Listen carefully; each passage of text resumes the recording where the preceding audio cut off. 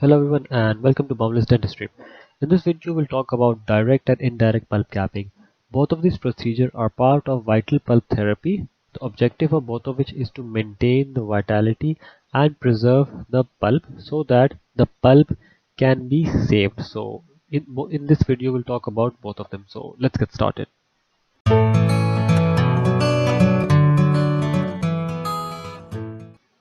Now, pulp is that part of the tooth that is alive, which has the nerves and blood vessels, and which is important in order to maintain the entire tooth structure. So, what do we mean by vital pulp therapy? Now, vital pulp therapy is basically to maintain and preserve the pulp in teeth that have been exposed to, for example, caries, operative procedures, trauma, and some kind of anomalies. So in these specific cases, we treat the tooth and maintain and preserve the pulp. That is the main objective of vital pulp therapy. Now, how do we perform this procedure? We basically remove the local irritant that is present, and then we place certain materials either directly or indirectly over the pulp.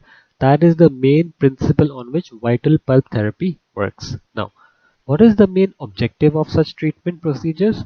We basically induce the formation of physiological barrier over the pulp to maintain the pulp. Now, you can see in these two pictures, this is direct pulp capping and this is indirect pulp capping. In direct pulp capping, there is some exposure of pulp that has occurred due to any of the mentioned reasons. So in that case, we place certain material over it. Similarly, in indirect pulp capping, there is no exposure of pulp as such. For example, 1 mm dentine is remaining, but in order to prevent the exposure of pulp, we place some material over the dentine that is close to the pulp. So this is indirect pulp capping. So we are inducing formation of calcific bridge formation close to the pulp. So that is the main objective of vital pulp therapy, which has direct pulp capping and indirect pulp capping. These procedures are very essential for immature permanent teeth. In that case where immature root development is present, for example, the apex is open. You can see in this picture the apex is closed. This is a mature root, but in some cases the apex is open. So for that teeth, this vital pulp therapy is very essential. Now there are certain factors that we have to keep in mind in before we perform this vital pulp therapy so that optimum prognosis for the teeth can occur. Firstly, the age of the patient is important because if a patient is of more age, for example, the patient is of 21, 22 and above age, in those cases the apex of the root is closed. So this particular procedure is not that helpful in such cases. There are other procedures that can be performed. And secondly, bacterial contamination area. If more bacterial load is present around the exposure of the pulp area, so pulp therapy, the vital pulp therapy is not that effective. Extent of pulpal inflammation, which is directly related to bacterial contamination. If more pulp inflammation is present, this procedure is not that good in such patients. Choice of pulp capping is also very important. Normally we use calcium hydroxide and MTA, commonly that is used. And lastly, the quality of permanent restoration present, because if the permanent restoration that is present is in a good condition, it is good adherence to the dentine and there is no micro leakage, so in that cases this vital pulp therapy is very useful. Next, now before we perform this vital pulp therapy, either direct pulp capping or indirect pulp capping, we have to take certain intraoral radiographs to evaluate the extent of root formation. As we have talked before, most cases immature root, that is apex that is present, is more has more favorable prognosis for vital pulp therapy, direct or indirect pulp capping. But in this case, you can see, for example, this is a tooth and the apex, as you can see, is closed. So in such cases, this procedure is not that useful. Secondly, we have to check for periradicular and furcation changes. For example, if a tooth has been compromised periodontally, so we have to think before we perform such procedures. And in these cases, you can only see the mesiodistal dimension of the tooth. Faciolingual dimension is not visible, so you have to keep this consideration radiographically in mind before you start performing the vital pulp therapy. Now before we start this procedure for a patient, we have to evaluate certain things. Medical history of a patient has to be evaluated. Now The complaint of the patient is also important, because if the patient is symptomatic, there are chances that this vital pulp therapy might not be that useful, the direct and indirect pulp capping specifically. Radiologically, we have to evaluate the patient for the changes that we've discussed just before. Then we have to check for pulp vitality test, specifically cold test, and also evaluate the teeth clinically. Clinically, we can check periodontal probing, we can check teeth mobility, and we also can check for percussion. If on percussion there is pain present, then it means that there are some symptoms that the patient has. And then lastly, presence of swelling in sinus tract. If these conditions are present, it means that there is some bacterial load which is more than the normal, or more than, it's more pathological. So in such cases, this vital pulp therapy is not that useful. Now, finally, before we perform direct or indirect pulp capping, there are important considerations that are very much to be considered before we perform these procedures. Firstly, the teeth that may have previous restoration, some trauma, or they have pulp calcification, they are poor candidates for performing direct or indirect pulp capping as compared to initial caries, because in initial caries the bacterial load is not as much as in these conditions.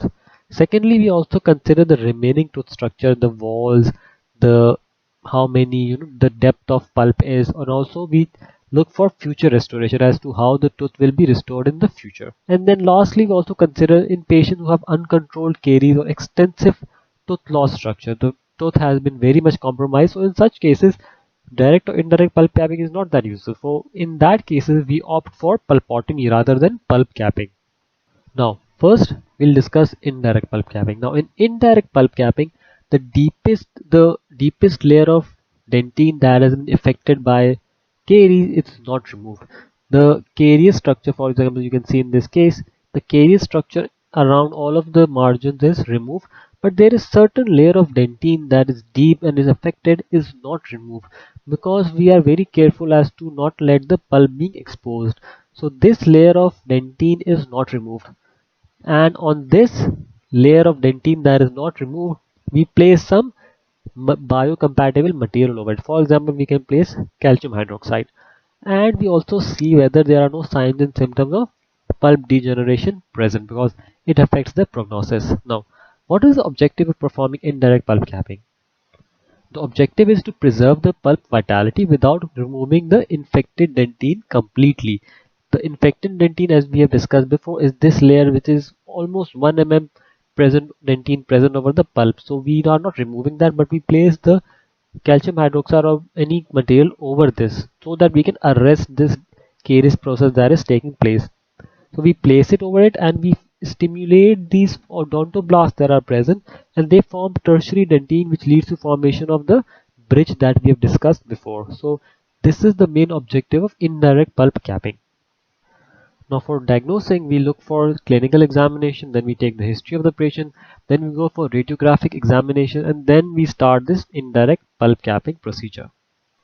Now let's talk about the clinical procedure of indirect pulp capping. As you can see in this clinical picture, this is a tooth that has been compromised by caries, and the caries is quite extensive. So we can either go for a single step or two-step approach of indirect pulp capping. Let's talk about two-step approach. In the first appointment, we go for anesthesia and then rubber dam isolation. Now using low speed handpiece with round burrs, we remove the entire infected dentine that is present, but we have to make sure there is no pulp exposure. That is very important part of indirect pulp capping. Now the deepest affected dentine layer covered with hard setting calcium hydroxide and then is sealed with zinc oxide eugenol. Now in the first picture we saw that this is the caries area, then we remove all of this caries area, but we leave a deepest layer of dentine, affected dentine. We do not remove that because that might lead to pulp exposure. So on that we place this calcium hydroxide layer, we place it that, and then over that we place zinc oxide eugenol and it is sealed. Now this is the first appointment and it's done. Now the cavity is not disturbed for 6 to 8 weeks, and then we ask the patient to see if they do not develop any signs or symptoms, such as most commonly pain. Now the patient comes for the second appointment, then radiographically we check that the pulp integrity is maintained and there is formation of this tertiary dentine bridge. It has to be formed because it leads to arrest of the caries process that is present. Now in the first appointment we place zinc oxide eugenol as a temporary filling. Now that is removed and then we check the color of the affected dentine. It should change from deep brown, which shows it is active, to light gray, which means it has been arrested. So when we are comfortable with that, then we check whether the calcium hydroxide liner is to be placed again or not. If you are also comfortable with that, then we finally perform the permanent restoration, which in this case is GIC. So this is the entire clinical procedure of performing indirect pulp capping.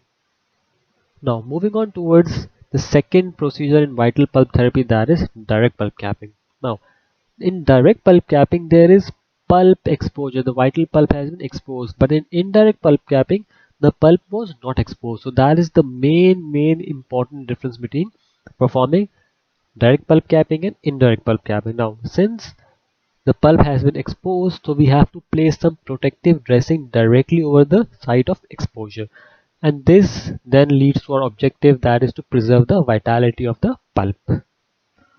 Now what are the indications when we should perform direct pulp capping? That is iatrogenic exposure of asymptomatic vital tooth which has some sound dentine.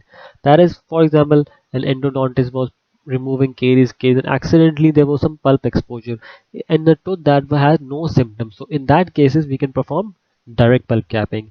Secondly, there is small caries exposure in also asymptomatic tooth which has incomplete root formation, because when we'll maintain the pulp, so it will lead to complete formation of the root. And lastly, radiographically there is no PDL thickening and no periradicular lesion. So these are some indications when direct pulp capping should be performed. On the other hand, there are also some contraindications as to when direct pulp capping should not be performed. For example, there is caries exposure in primary teeth. In such cases, we do not perform direct pulp capping. Then large caries exposure in symptomatic teeth, because in such cases the bacterial load is more, so performing direct pulp capping will not have favorable prognosis for such teeth. Then factors affecting direct pulp capping includes size of exposure, area of exposure, presence of micro leakage, source of exposure, and treatment plan. So these are some factors which affect the prognosis of direct pulp capping. Now, talking about the clinical procedure of performing direct pulp capping, firstly, a dentist or endodontist is removing the carious lesion around. So accidentally there is some exposure of the pulp. So now in that case, firstly we'll clean the cavity with chlorhexidine. Now this direct pulp capping is also performed in two-step procedure. In the first step, we perform anesthesia, then rubber dam isolation, then we rinse it with sterile saline. Now, and next, using a cotton, we place it over here to arrest the bleeding. And when the bleeding has been controlled, then the next step is placement of calcium hydroxide over the exposed pulped area. We apply over it, and then for 5 to 10 days, we observe whether the chances of maintaining pulp are present or not. If everything goes well and the pulp has been maintained well, so in the second appointment, we finally place the permanent restoration, and then we ask the patient to observe whether they develop any symptom or not. If they develop symptoms, that means further procedure might be required. For example, performing partial pulpotomy. Now, so far we have discussed direct and indirect pulp capping, their indications, contraindications, and their clinical procedure step by step. Now we'll talk about pulp capping materials that are commonly used. We have calcium hydroxide, mineral trioxide aggregate, tricalcium phosphate, bioaggregate, and biodentine. Since calcium hydroxide and mineral trioxide MT is commonly used, so in this video we'll focus on both of these. Now, before we talk about the specific pulp capping agents, there are certain ideal properties of capping agents that should be present in order for them to be used. Firstly, they should stimulate reparative dentine formation. They should be either bactericidal, which means killing the bacteria, or bacteriostatic, arresting the formation of bacteria. They should be sterile. They should be radio opaque so that we can check whether they are forming a barrier or not. Then they should have good adherence to the structures around it. For example, the dentine that is present, it should also resist forces, the occlusal forces and other forces that are applied, so that its integrity can be maintained. Firstly, talking about calcium hydroxide, it is available in this syringe form. It can be directly applied over the indirectly in pulp capping or directly in pulp capping. In both of these cases, it can be used. It is the most commonly used capping agent. It is antibacterial and it also has a high pH, 12.5. Although it's commonly used, but has certain drawbacks. Firstly, the marginal adaptation to dentine, the adherence is weak. It also dissolves and degrades over time, and it causes primary tooth resorption. So these are certain drawbacks which should be kept in mind when we are using calcium hydroxide. Now lastly, talking about mineral trioxide aggregate MTA, it is composed of various substances. For example, dicalcium silicate, tricalcium silicate, it's composed of various substances. It has low or no solubility. Calcium hydroxide on the other hand has, it's one of its drawback was high solubility. Initial mix, as you can see, it's grayish in color. Initial mix, the pH is 12.5, but after 3 hours its pH changes to 12.5. It is also antibacterial. Like calcium hydroxide, it promotes pulpal cell proliferation, which is also a very important property of MTA. It also leads to stimulation of mineralized tissue formation, which is also an important property of MTA. Now, when we compare MTA with calcium hydroxide, there are certain advantages that MTA has. For example, MTA leads to rapid cell growth. Next, MTA also maintains the integrity of the pulpal tissue greater as compared to calcium hydroxide. MTA also causes formation of thicker dentinal bridge and also less inflammation as compared to calcium hydroxide. MTA causes faster dentinal bridge formation as compared to calcium hydroxide. So in recent times, MTA is used more as compared to calcium hydroxide, but on large basis, still calcium hydroxide is used more as compared to MTA. There is one disadvantage of MTA, that is that it has limited antibacterial effect as compared to calcium hydroxide. So in this video we talked about direct and indirect pulp capping, which are part of vital pulp therapy. Objective of both of which is to maintain the pulp vitality. So in detail we talked about what is direct pulp capping, its steps. Then we talked about indirect pulp capping and its steps. For both of the procedures we talked about indications, contraindications, and advantages, disadvantages of both of the procedures. Then lastly we talked about different pulp capping agents, and then we talked about calcium hydroxide and MTA in detail. So I hope this video was useful for you, and if you like this video, please like, share, subscribe, and press the bell icon. Thank you for watching this video. See you next time.